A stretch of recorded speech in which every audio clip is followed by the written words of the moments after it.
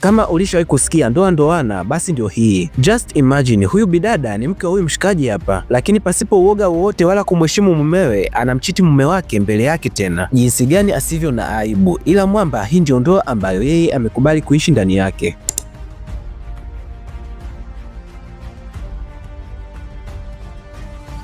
Hii hapa hivi ni full recap ya hii movie. Movie inaanzia hapa, mshikaji ana mke na mtoto, mtoto anaitwa Trixie. Sasa leo hapa walikuwa wanajiandaa, wanataka kutoka kwenda kwenye party. Bidada alikuwa akimwambia mume wake amchagulie nguo gani avae. Mwamba akawa amemchagulia gauni jeusi ambalo ni hili hapa amevaa. Kiufupi, mshikaji alikuwa anamjali mke wake na kumzingatia kinoma yani. Okay, mida baadaye wakapanda gari kuelekea eneo la tukio. Baada ya kuingia tu hapa ndani, yeye na mke wake wakawa wametengana. Mwanamke yuko upande mwingine kabisa yani, na wala hana muda na mume wake. Muda kidogo, kuna huyu jamaa mwenye vinywele fulani hivi akawa ameingia mazingira haya hapa hivi. Melinda kumuona hivi alikuwa amefurahi kinoma yani. Mshikaji anaitwa Joel. Wakati huo mume wake yuko kwa mbali tu anamwangalia jinsi anavyofurahia wanaume wengine na kuwakumbatia. Basi Melinda na Joel wakachukuana hadi nje ya eneo hili hapa hivi. Wakati huo Allen anawafuatilia taratibu ili kujua wanaelekea wapi. Kwa mbali Allen akiwa kwenye gorofa alimuona Melinda na Joel wakiwa na kiss. Lakini hata Melinda alipoona mume wake amemuona hakuogopa hata kidogo, aliendelea kumkiss Joel. Allen hakureact hata kidogo, aliondoka akaendelea na mingo zake. Okay, mida baadaye Joel akamfuata Allen hadi maeneo ya pembeni kidogo, na hapa kwa dharau alikuja kumshukuru Allen kwa kumruhusu yeye kucheza na mke wake. Joel akiwa anajitamba sana, Allen alianza kumwambia kuwa kuhusiana na mshikaji pia ambaye anaitwa McCrae, na yeye alishawahi kuleta ukaribu wa kirafiki na mke wake na yeye aliamua kumuua.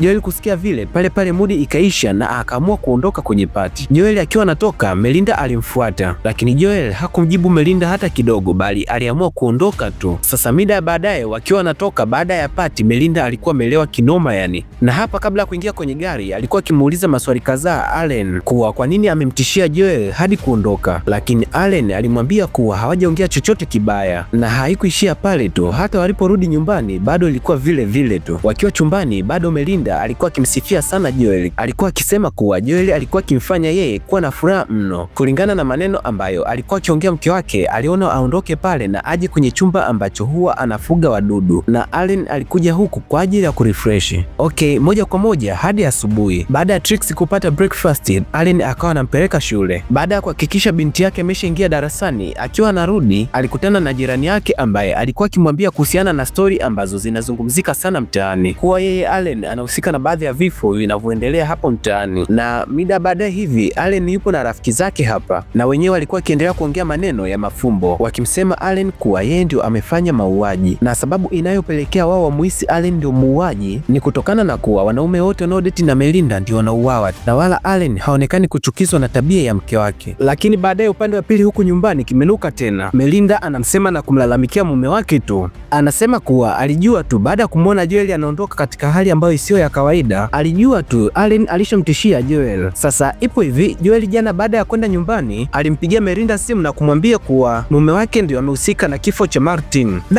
Sio poa yani. Hivyo ndivyo Melinda alikuwa akimlalamikia mume wake. Sasa mbaya zaidi, Melinda akamwambia mume wake kuwa anatakiwa amuombe Joel msamaha. Mwamba Allen hana cha kufanya, ilibidi akubali tu. Okay, ilipofika Ijumaa mida jioni hivi, Joel alikuja nyumbani kwa kina Melinda ili wakati wa chakula cha usiku aombe msamaha na Allen. Na kweli bwana, Allen alimkaribisha Joel vizuri nyumbani na baadaye wakapata dina vizuri tu, lakini Trixie hakupenda urafiki kati ya mama yake na Joel. Sio poa hata kidogo. Melinda alikuwa akimtusi Allen mbele ya Joel. Na haikuishia hapo. Baada ya kumaliza kula chakula, Melinda alimwambia Allen aende akamlaze mtoto. Okay, kuna ile kauli kuwa neno lako kwangu ni sheria. Kwenye hii familia hiyo kauli ilikuwa inafanya kazi vizuri sana. Allen akaja chumbani kwa mtoto kumsomea stori ili kumbembeleza alale. Wakati huo kumbuka sebleni amemwacha mke wake akiwa na Joel. Na baada ya mtoto kulala, Melinda alimwambia Allen ni muda sasa kwenda kumuomba msamaha Joel. Lakini Allen hakumuomba msamaha Joel. Alimwambia kuwa hawezi kumuomba msamaha kwa kitu ambacho amefanya kweli, kwa maana ya kwamba yeye ndio amemuua Martin McCrae. Na baada ya pale Allen akamfukuza Joel akamwambia aondoke. Okay, katika siku iliyofuata leo akiwa hapa, Allen alipokea simu kutoka benki. Aliambiwa kuwa kwenye kadi yake ya benki kuna muamala ambao ulikuwa ukifanywa na haukufanikiwa kwa sababu hakuna salio la pesa la kutosha, na muamala huo ulikuwa ukifanyika kwa ajili ya kumlipa jamaa mmoja aliyefahamika kama Chris kwa ajili ya mafunzo ya gitaa. Hivyo benki ilikuwa ikimwomba aongeze salio la kutosha ili aweze kufanikisha muamala huo. Basi kama hivyo bwana, mchana, Allen akawa amefanikiwa kujua plani inayofuata ya mke wake. Allen akaanza kufuatilia mahali ambapo mwanamuziki huyo angekuwa anaperform, na baada ya muda mrefu kufuatilia kwa kupiga simu akawa amepafahamu, na jioni muda wa tukio akawa amefika hadi eneo husika pasipo kumwambia mke wake. Akakaa kwa mbali kabisa ili kuona vizuri kitakachokuwa kikiendelea, maana alikuwa akijua kabisa mke wake angekuja hapa. Na kweli haikupita muda, baada ya muda mfupi Melinda akawa amekuja hapa. Melinda alikuwa akifurahi sana akimwangalia mwanamuziki huyu. Allen hakuweza kuvumilia kuendelea kumwangalia Melinda, bali aliamua kuondoka. Okay, moja kwa moja hadi katika siku iliyofuata. Leo Allen na Trixie walienda kwenye kituo cha wanyama ili kuadapti mbwa. Wakiwa njiani wanarudi nyumbani, Allen alimwona mwanamuziki akiwa amebeba maua. Alihisi kabisa kuwa haya maua huenda anapelekewa mke wake, na kweli kabisa bwana, alipofika nyumbani aliyakuta yale maua, na baada ya mke wake kuondoka tu mezani aliyachukua yale maua na kwenda kuyatupa kwenye dustbin. Hapa tunafahamu kuwa kuna vitu ambavyo Melinda anafanya na vinamuumiza sana Allen, lakini Allen anavivumilia mno. Okay, moja kwa moja hadi usiku. Leo usiku Allen hakutoka nyumbani kabisa, alikuwa akifuga wadudu wake. Lakini upande wa pili huku Melinda yuko na yule jamaa mwanamuziki kwenye gari. Melinda alikuwa akijiandaa kwa ajili ya kukitupa na mshikaji. Ilikuwa sio poa, yani Melinda anakiwasha kwenye gari. Mwenetu Allen huku nyumbani amelala akiwa amekunja ngumi. Ilipofika asubuhi alishangaa kugundua kuwa mke wake hakurudi nyumbani usiku mzima. Hadi mida mchana hivi ndio mke wake alirudi, na alirudi nyumbani akiwa amelewa hatari. Allen alimuuliza Melinda kuwa alikuwa wapi usiku mzima. Aliuliza pia kuwa kwa nini alituma $3,000 kwa yule mwanamuziki, lakini Melinda alikuwa akimjibu vibaya Allen. Allen alimwambia Melinda kuwa hataki kumuona akiwa karibu na yule mwanamuziki. Okay, leo hapa nyumbani kulikuwa na party, yani hizi familia wana have some fun. Party ikiwa inaendelea, yule mwanamuziki alikuja hapa nyumbani kwa sababu alikuwa amealikwa na Melinda. Okay, mida jioni baada ya kagiza kuingia, Allen alikuwa akimtafuta Melinda. Baada ya kumuulizia kwa muda mrefu, alielekezwa ni wapi alipo, ila alipoenda huko alimwona Melinda akiwa anatoka kwenye chumba kimoja na yule mwanamuziki, na aina ya mavazi aliyokuwa amevaa ilithibitisha kuwa wametoka kukitupa. Basi ile ilimuumiza Allen kinoma yani. Na bado haikuishia pale. Kwenye simu pool yule mwanamuziki alikuwa akicheza na Melinda. Sasa hii ilizidi kumpandishia hasira Allen. Jamaa alikuwa akicheza na Melinda pasipo kuhofia kuwa huyu ni mke wa mtu. Sasa muda kidogo mvua ikaanza kunyesha pale. Watu wengi waliokuwa wakiogelea wakakimbilia ndani. Pale nje kwenye swimming pool akawa amebaki Allen pamoja na yule mwanamuziki. Baada ya Allen kuhakikisha watu wote wako ndani, tulimuona akimnyemelea yule mwanamuziki. Hatukuonyeshwa kilichofanyika, ila Allen alikuja kujiunga na wenzake. Watu walikuwa wakila maisha tu hapa ndani. Baada ya muda kidogo, kamera ilipoturudisha nje kwenye swimming pool, tuliona mwili wa yule mwanamuziki ukiwa unaelea. Wakati huo huku ndani Melinda alikuwa akimtafuta yule mwanamuziki, na alipotoka nje tu Melinda alikuwa akilia kwa uchungu sana. Watu wengi waliokuwepo hapa ndani walikuja ili kuutoa mwili wa huyu jamaa kwenye maji. Melinda alilia kinoma yani isivyo na kifani. Basi bwana, baadaye polisi wakaja wakachukua vithibitisho vyao na kisha wakaondoka. Lakini Melinda alikuwa akilalamika kuwa mume wake ndio amemuua yule mwanamuziki, na hata huyu mzee hapa alishaanza kumuhisi Allen vibaya. Okay, maisha yakazidi kusonga. Allen akiwa kwenye mishe zake alianza kuhisi kuna jamaa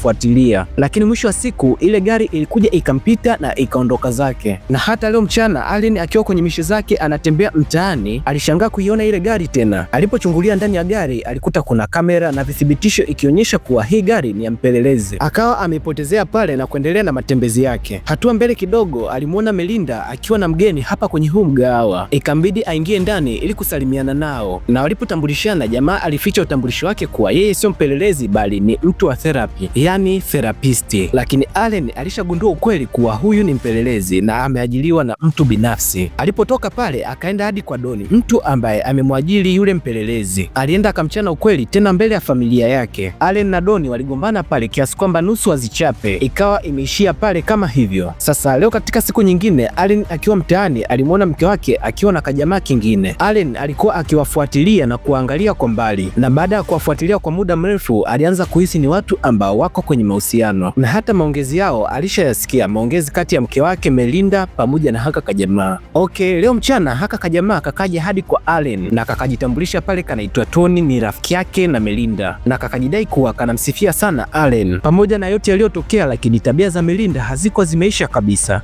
Kama kawaida yake, alikuwa akiongea maneno ambayo yanamvunja moyo mume wake, maneno ambayo yanamfanya Allen ajisikie vibaya. Wanacheza, wanabambiana, yani hovyo hovyo unaambiwa. Tabia ya Melinda ilikuwa ikimuumiza sana Allen. Haya bwana, siku moja Tony akiwa mtaani kwenye mishemishe zake, Allen alikuja akapaki pembeni yake na kumwambia Tony kuwa kuna sehemu Melinda anajenga nyumba, kama atahitaji aende akamuonyeshe. Kwa kuwa kaka jamaa kalikuwa na kielele sana, kakaingia kwenye gari wakaenda hadi nje ya mji kabisa huko. Baada ya Tony kuona kuwa anapelekwa mazingira ambayo hayaelewi, akataka kumpigia Melinda simu, lakini maeneo haya kulikuwa hakuna mtandao kabisa. Kadri walivyozidi kwenda, jamaa alizidi kupata hofu kabisa. Alipofika hadi kwenye mtego wa mwamba, jamaa alichukua jiwe na kumpiga kichwani. Akiwa anasikilizia maumivu hajakaa vizuri, Allen alichukua jiwe kubwa na kisha kumpiga nalo. Tony alidondoka na kisha kuporomoka kwenye hili bonde, na hapo ndo unakuwa mwisho wa haka kajamaa, jinsi ambavyo Allen alikaua. Kisha Allen akachukua jiwe kubwa na kumfunga nalo tumboni na kisha kumdumbukiza kwenye maji, kwa maana ya kwamba azame kwenye maji na asitokee watu wakamuona. Basi bwana, baadaye aliporudi nyumbani alimkuta mke wake na mtoto wanacheza. Wakawa wameplani kuwa waende kwenye picnic msituni. Wakaja kwenye hili poli ambalo linaitwa The Gorge.